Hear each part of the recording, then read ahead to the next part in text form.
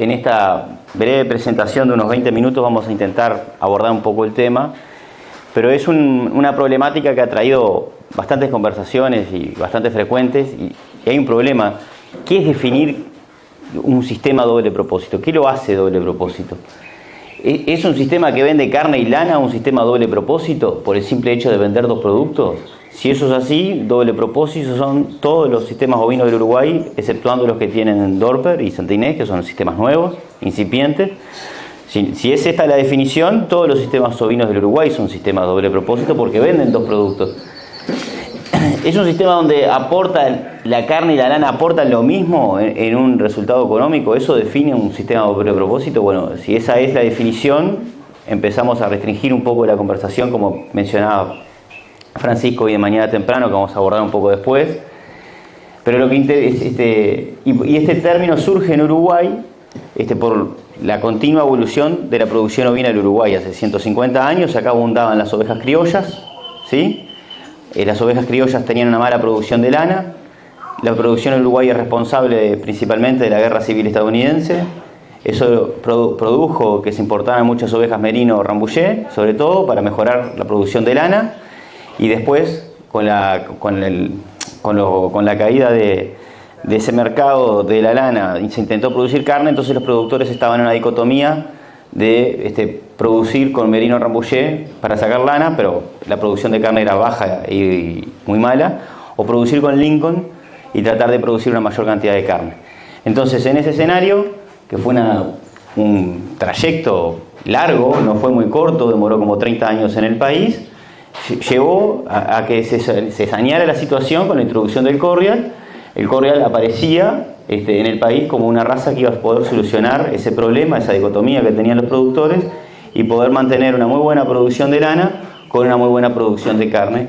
Y fue así que el término doble propósito se hizo bastante común en el Uruguay, de tal manera que hasta en las propias charlas del Sul, que estos son materiales viejos, se promocionaba a la raza Corrial como una raza que obtenía tantos ingresos por lana como por carne en igual manera. Entonces fue un concepto fácil de hacerse entender de que un sistema doble propósito tenía que funcionar bien con los dos productos. Y en la tradición lanera que tenía el Uruguay, sin lugar a dudas, tenía un rol fuerte. Pero eso cambia y estaba fundamentado por este pequeño escenario económico que tenemos acá registrado desde la década del 80 en adelante. Si ustedes ven ahí, en la década del 80 y en la década del 90, la diferencia en precios entre las lanas más finas y las lanas más gruesas era bajísima. De hecho, los productores no vendían por diámetro, vendían por raza. La lana Corrial vale tanto, la lana merino vale tanto. No era lo mismo una lana de 27 micras de que de 28 micras. Además que los precios eran parecidos, la diferencia en producción de lana por cabeza que tenían los sistemas doble propósito de lanas medias justificaba que era la raza que se tenía que producir, porque el ingreso en lana era el mismo y el ingreso en carne estaba potenciado. Pero eso cambió drásticamente hacia el final de la década de los 90 y lo que va en este siglo, y se diferenciaron mucho lo que son los precios de las lanas finas de lo que son las lanas medias. Vamos a ver un poco por qué. Y bueno, y eso implica que tenemos nuevamente que adaptarnos a este cambio y tratar de entender cuál es la orientación productiva de esos sistemas doble propósito. Y esto lo tenemos que entender porque cambian los tiempos, cambian todos, así como en Uruguay que haya ovejas es un producto también de que cambiaron los tiempos, si no, no tendríamos ovejas. También cambian los mercados y cambian los objetivos de producción de cada sistema. Entonces, hay que cambiar un poco la manera que tenemos de razonar los sistemas doble propósito, entender que quizás hay que usar términos más correctos como sistemas de razas maternales, con razas para ser utilizadas como madres, por su adaptación, por su tamaño, por su resistencia a los parásitos gastrointestinales, y por lo tanto intentar cambiar un poquito el chip de que por el simple hecho de tener una raza significa que me va a ir bien en el doble propósito, que puede no ser tanto. Entonces vamos a intentar entrar en el tema Los ovinos producen ingresos por lana, y su calidad depende de la raza utilizada y por ende y condiciona mucho por lo tanto los precios de las lanas. Uruguay importa lana peinada, lavada o sucia, pero también todos los ovinos, absolutamente todos, producen carne, todos, pero hay mínimas diferencias mínimas diferencias en precio en lo que se refiere a la carne, dependiendo de la raza. Y eso nos condiciona mucho nuestra manera de tratar de entender el negocio. Si nosotros tratamos de analizar cómo están determinados los ingresos en nuestro sistema, es fácil, podríamos descomponer y decir, bueno, la plata que me da la oveja es todo lo que vendo de lana, más todo lo que vendo de carne. Y cuando analizo la lana, es todos los kilos de lana que tengo, que están determinadas por la producción por cabeza, pero en lana juega un papel fundamental el precio, y dentro del precio el diámetro, después el rendimiento y también la presencia de certificaciones. Pero en carne, el productor no maneja el precio. El productor no maneja el precio de carne, que tiene porteras adentro. Podemos determinar un poquito el precio de nuestras lanas a través del diámetro, indirectamente, pero con la carne no manejamos de ninguna manera el precio. Lo que sí manejamos es la productividad. Nosotros tratamos de manejar porteras adentro la cantidad de corderos que sacamos y lo que pesa cada cordero, como una medida indirecta de cuánto vale. Eso es lo que está en porteras adentro. Y esta pequeña ecuación tiene una manera de trabajarla que, para que ustedes entiendan, es que si por la razón que sea, la que sea, el diámetro de mi fibra o la forma en que condiciono mi lana, que cosecho mi lana, es bajo, o sea, tengo un diámetro alto, tengo un mal precio o tengo problemas en la cosecha de lana, y voy a tener un ingreso por lana muy, muy bajo, evidentemente si quiero mantener mi resultado en forma atractiva, tengo que potenciar mis ingresos por carne, ¿verdad? Entonces, si yo tengo un mal ingreso de lana per se, yo tengo que tener una buena señalada, un buen peso de venta que justifique un buen ingreso por carne. Y hay muchas historias en el país, que no por buscar culpables, porque no es la idea, pero sí mostrar algún ejemplo. Al inicio, cuando se trajo el Texel, se decía, la lana Texel vale lo mismo que la corria, críe Texel, ¿no? Pero en común, ¿no? Y bueno, eso desde el punto de vista es un error, porque si queríamos criar Texel, teníamos que asumir que mis ingresos venían por la carne y justificar mi elección de mi sistema por la producción de carne. Entonces, si nosotros hoy en día, con un mercado más sincerado, donde lanas medias y lanas con pelos valen muy poco, si yo quiero mantener un buen ingreso, tengo que tener un buen ingreso por carne, aunque mi ingreso por lana sea bajo. Y lo que sucede con las lanas medias es lo siguiente. Aquí tienen 3 fotos de microscopio electrónico de la fibra lana. La lana es queratina, es la misma proteína que tenemos nosotros en el pelo, lo único que es mucho más fina. Y además está recubierta de escamas, como lo ven aquí. Y además, cuando miramos la fibra de lana, pues supongan que tomamos un mechón de lana y lo cortamos en forma perpendicular, vemos lo que está aquí en esta fotito, ¿sí? Y ustedes ven en esta fotito que hay fibra de diferente tamaño. ¿Lo ven? Bueno, eso es porque cuando decimos que la lana es, supongan, 20 micras, es 20 micras en promedio. Hay unas gruesas y otras finas en una misma mecha. Bueno, la lana tiene la particularidad que cuando las gruesas de más de 30 micras son más del 5% del total, la lana pica. De lo contrario, no pica. Y por lo tanto, la lana que no pica se puede utilizar para prendas en contacto con el cuerpo, mientras que la lana que pica son los buzos que se siguen tejiendo en el mundo, o cortinas, o otro tipo de textiles. Y eso es lo que determina la principal diferencia, porque en cuanto a características, las lanas tienen todas las mismas características. Todas son hipoalergénicas, todas son ignífugas, todas son higroscópicas. Entonces, la diferencia principal en sus usos la da el diámetro. Y además, en el mundo hay 1.300 millones de ovinos, lo cual no son muy pocos, y esos 1.300 millones de ovinos han mantenido una producción constante de esas lanas que son que no son aptas para el contacto con la piel, mientras que las lanas que se pueden usar para el contacto con el cuerpo han bajado su producción en el mundo de la mano de la reducción del stock australiano. Y bueno, eso no significa que en el mundo no se intenten desarrollar nuevos productos con lanas medias y gruesas, que son los productos que ustedes ven ahí en pantalla, pero hoy en día el mercado de más valor de lo que son las lanas está orientado hacia lo que son las lanas finas, porque se pueden confeccionar una mayor cantidad de prendas. Y como ven aquí, esto es un resumen, capturas de pantalla de una búsqueda en las plataformas que hay en internet para comprar productos de lana. Y bueno, y hay ropas para bebé de lana, blusas, por supuesto ropa interior, medias, championes. Entonces, las lanas finas no es solamente para producir un traje como muchos creen, es para producir una mayor cantidad de productos que van todos en contacto contra el cuerpo. Por supuesto que ha crecido mucho el uso de certificaciones, ¿tá? Y eso agrega un valor sobre todo para el consumidor final. Pero bueno, ¿cuáles son las claves para tratar de entender un poco el negocio ovino en estos sistemas doble propósito, que son los sistemas que ha abordado este proyecto en todo el país? El primer mensaje es que tenemos que tener presente ese balance carne-lana de que estuvimos viendo al inicio, y vamos a tratar de entender esto utilizando el indicador que hablaba Francisco, que es lo que vendo por cada oveja encarnerada, el ingreso en bruto por cada oveja encarnerada. Está considerando una variación en diámetro y en señalada, ¿sí? Y más allá de los valores que van a aparecer a continuación, lo que importa es ver la variación. Vamos a analizar qué pasa desde una señalada de 60 al 120 o de 28 a 18 micras. Y el cuadro, ¿cuándo es más rojo? No importan los valores, ¿cuándo es más rojo? Menos señalo y más gruesa mi lana. Exacto. Cuanto menos señalo y más gruesa mi lana, mi cuadro es más rojo, ¿verdad? Y bueno, la producción ovina del Uruguay durante mucho tiempo estuvo en esa situación, con una producción mayoritaria de lanas medias y con una baja dedicación para tratar de sacar una mayor cantidad de corderos.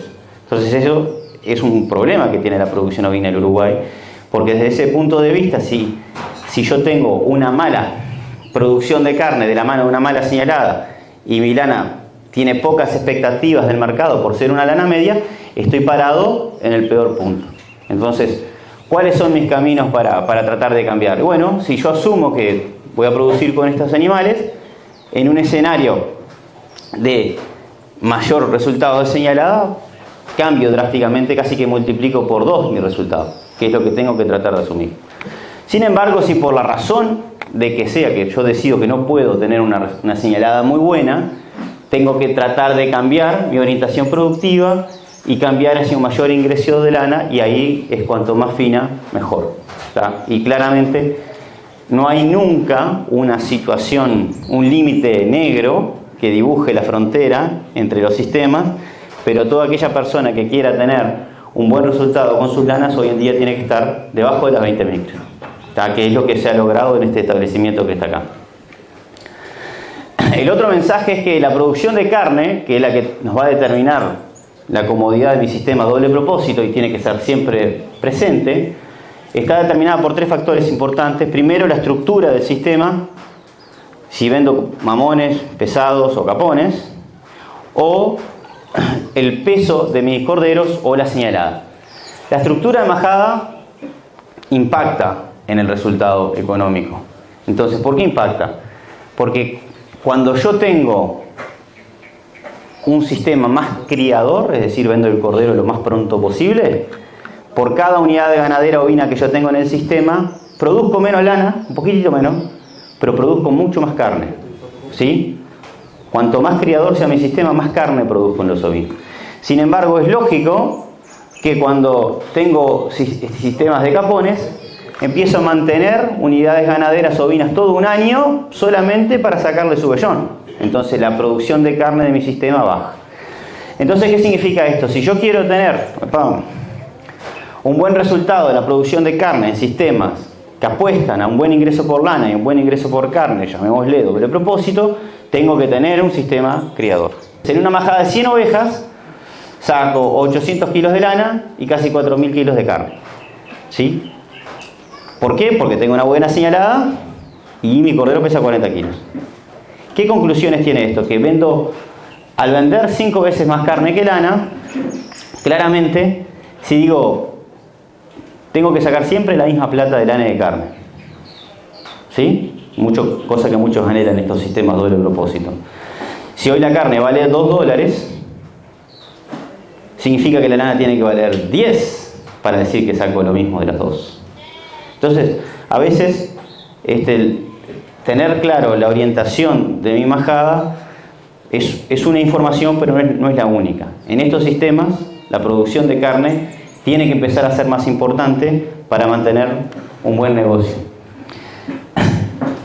De tal manera que con precios promedios de carne y lana, los ingresos por concepto carne siempre están arriba del 80% en los sistemas de lanas medias y gruesas, ¿verdad? Entonces, ¿qué pasa? Si ustedes ven a un vecino que tiene un sistema de lanas medias y está preocupado porque su lana vale $1 y no vale 2, porque con 2 estaría contento y con 1 está triste, tienen que decirle que es más importante que saque un 10% más de cordero que preocuparse a veces porque de la nada el mercado cambie, que no lo controla, pero la cantidad de corderos tiene más herramientas.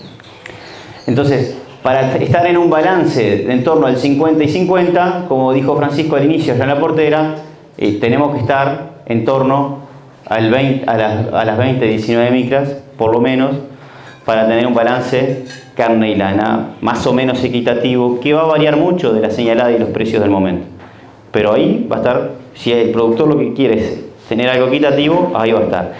Y por el contrario, si estamos en un escenario de producción de lanas medias, el ingreso puede ser muy bueno, pero hay que tener una muy buena producción de carne, que es lo que hay que destacar. Y bueno, y el tercer y último mensaje es que si el sistema tiene resultados productivos sólidos, está bien orientado, vamos a ver un productor que tiene una lana de 28 micras y está señalando 120% y tiene cordero 40 kilos, bueno, de repente la lana vale $1, pero el negocio es bueno. Pero sin embargo, vamos a ese mismo productor y está con una mala señalada, hay que trabajar con él ahí. O si por el contrario, un sistema que apostó a mantener una lana de 19 micras y señala poco, no está muy bien. O si tienes a 19 micras y la lana está llena de abrojo y de piojo y no vale nada, tampoco está muy bien. Entonces, un productor que respeta los mensajes claros de su sistema y lo tiene bien armado, como este predio de acá, cuando los precios son promedio, obtiene un muy buen resultado. Y cuando los precios son malos, como los que pasamos el ejercicio pasado, logra mantener un resultado decoroso que no lo desanima, que también fue lo que pasó en este predio. Y bueno, y este es un cálculo teórico, pero muestra para un sistema que vende corderos pesados de 40 kilos y tiene lana de 19 micras, cuál es el resultado esperado por cada oveja encarnerada. Y bueno, en este escenario, si el precio de la lana es $5, que es apenitas arriba de lo que vendieron este predio para este año, y el precio de lana es $3, que es el peor resultado, da $78, que es muy parecido a lo que mostró Francisco en el informe de arranque. Entonces, sigue siendo un resultado atractivo, sigue siendo un resultado que puede llegar a competir por el uso de la tierra, mientras que si los precios son promedio, el precio promedio del cordero es $3.80, podemos llegar a tener un resultado muy atractivo. Entonces, lo lindo de este sistema es que identificó los caminos de mejora, bajó un poco su diámetro, trata de mantener una buena señalada en torno al 100%, vende un cordero de 16-17 kilos de carne y tiene un buen negocio. Y es un negocio sólido que depende menos de los vaivenes del mercado para obtener un buen ingreso en su sistema. Y para cerrar, tenemos dos establecimientos más de este proyecto que compartieron sus números con ustedes. El primero es este predio de Durazno. Este productor hace algo bien interesante y dice lo siguiente: mis ovinos son el 30% de mi carga total. Entonces yo, cuando saque las cuentas, voy a dividir todos los ingresos de mis ovinos en el 30% del área y todo el ingreso de mis vacunos en el 70% del área. ¿Se entendió? Bien. Y este productor encontró para el ejercicio 2021 que el margen bruto por hectárea, dividiéndolo así para vacunos y ovinos, de los vacunos era casi 200 y de los ovinos era 226, es decir, le dio más plata al área que le daba a los ovinos. Es decir, de otra manera, si no tuviera los ovinos hubiera tenido menor ingreso. Cuando llegó al margen neto, después de contar todos los costos fijos, la diferencia era similar.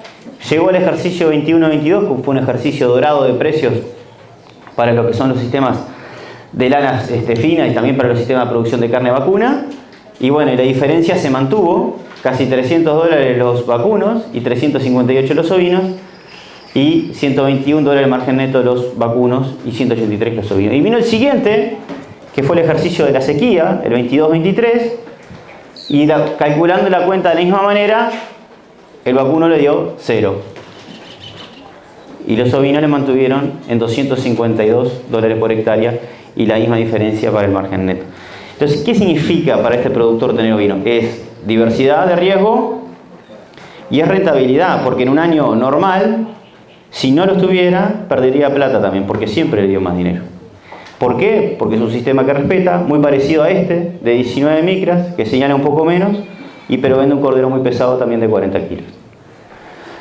Este es otro establecimiento, que es el de Tacuarembó, que es un establecimiento que estuvo en un proceso bien distinto, que partió de una lana de 28 micras, señalando el 80%, y terminó hoy con una lana de 23 micras, señalando el 90%. Entonces, ¿qué cambió de este productor? Y bueno, en este caso está analizado la comparación por la unidad ganadera de ovinos y bovinos, y los ovinos le dieron un 21% más de arranque antes de que empezáramos a trabajar. En el primer año que trabajamos no vendió los corderos, por lo tanto le dio inferior, y en los 2 años sucesivos les dio un mejor negocio tener la unidad ganadera ovina que vacuna. Aún en el peor ejercicio posible, que fue el ejercicio 23-24, que vendió su lana a 1.70 y sus corderos a $2.70, que fue el peor ejercicio para trabajar, y estar de este lado fue difícil, pero aún así le justificó tener ovinos en su sistema. Entonces los ovinos son necesarios en los sistemas, y a lo largo de este proyecto caminamos en estos caminos para mejorar el ingreso de estos sistemas, mejorando los ingresos por lana y por carne, trabajando los dos a la vez. Si hay alguien que trabaja en sistema doble propósito, una buena manera de concluirlo es que trabajo en la mejora de los ingresos de carne y de lana, y para aumentar mis ingresos de lana se utilizaron en todo el establecimiento la selección de padres, en algunos lados fue cruzamiento con otras razas o mejoramiento genético por lana, o la utilización de OSDA como en este predio, y los ingresos de carne sin lugar a dudas fue por vender corderos y más pesados. Y bueno, nosotros precisamos la oveja primero por plata, no la tenemos por hobby ni por nada, tenemos la oveja por plata en nuestros sistemas, tiene un impacto importante desde el punto de vista económico.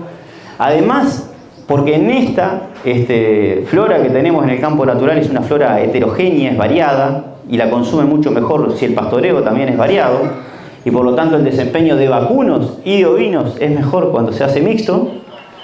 Lo necesitamos también porque cada tanto en Uruguay sufrimos esto, que son secas bastante graves.